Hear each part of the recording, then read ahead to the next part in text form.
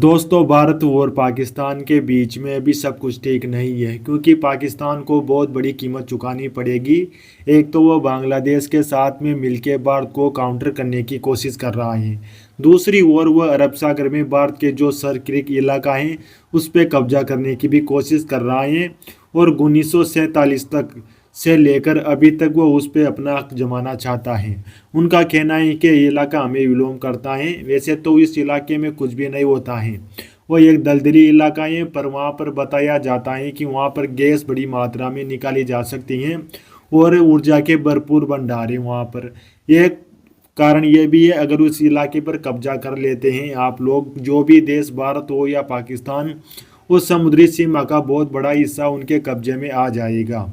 इसी वजह से पाकिस्तान एक नए विवाद को जन्म देना चाहता है। विवाद तो पुराना है पर उसको ज़्यादा ही ताज़ा करना चाहता है और यहाँ पर अमेरिका पाकिस्तान का भरपूर साथ दे रहा है। ये तो आपने देखा ही होगा क्योंकि पाकिस्तान को बहुत सारी मिसाइलों का बेड़ा अमेरिका के द्वारा दिया जाने का वादा किया गया है, जो एयर टू एयर मिसाइल होगी, क्योंकि अमेरिका भी चाहता है कि भारत के जो पायलट हैं और जो फाइटर जेट हैं उनको नुकसान पहुँचे। और दूसरी ओर पाकिस्तान बांग्लादेश के साथ में मिलकर भारत को काउंटर कर रहा है। जो सिलीगुड़ी कॉरिडोर है, जिसको चिकन नेक भी कहते हैं इन कट्टरपंथियों के द्वारा, उसको भारत ने तो अभी नोटम जारी कर दिया है। भारत वहाँ पर युद्ध अभ्यास कर रहा है, पर बांग्लादेश के जरिए पाकिस्तान वहाँ पर और भी बहुत सारी एक्टिविटी कर रहा है भारत को काउंटर करने के लिए सिलीगुड़ी कॉरिडोर के पास में। और ऐसा सुना जा रहा है कि बांग्लादेशी आर्मी के द्वारा वहाँ पर कुछ मिसाइलें भी डिप्लॉयड कर दी गई हैं।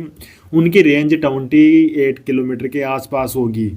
तो ये बांग्लादेश क्यों कर रहा है, ये तो हम सभी कह सकते हैं, आप भी सोच रहे होंगे, क्योंकि उस देश को अधिकार है अपनी सीमा पर मिसाइलें तैनात करने का। पर यहाँ पर बांग्लादेश को क्या आवश्यकता है? वो पाकिस्तान का एक जनरल भी वहाँ पर गया था, जो भारत का इलाका है वहाँ पर।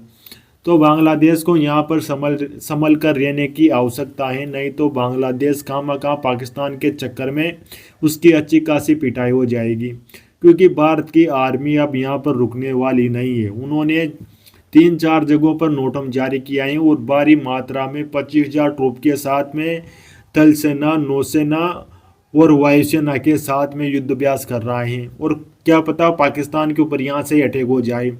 पहले तो भारत किसी देश के ऊपर हमला नहीं करता है, पर पाकिस्तान भी यहाँ पर पूरी तैयारी करके बैठा हुआ है।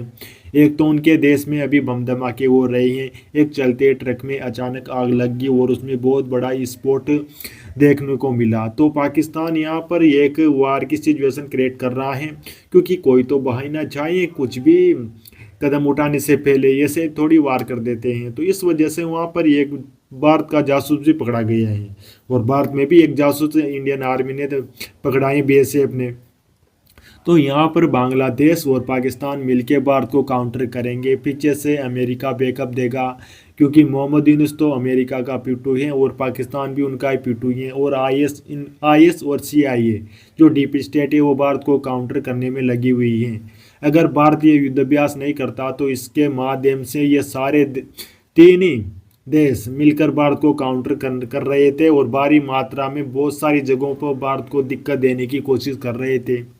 और बांग्लादेश का जो आर्मी चीफ है, तब से ये नोटम जारी हुआ है, तब से वो 2 बार सऊदी अरब का दौरा रद्द कर चुका है, क्योंकि सऊदी अरब भारी मात्रा में बांग्लादेश की आर्मी को फंडिंग करता है।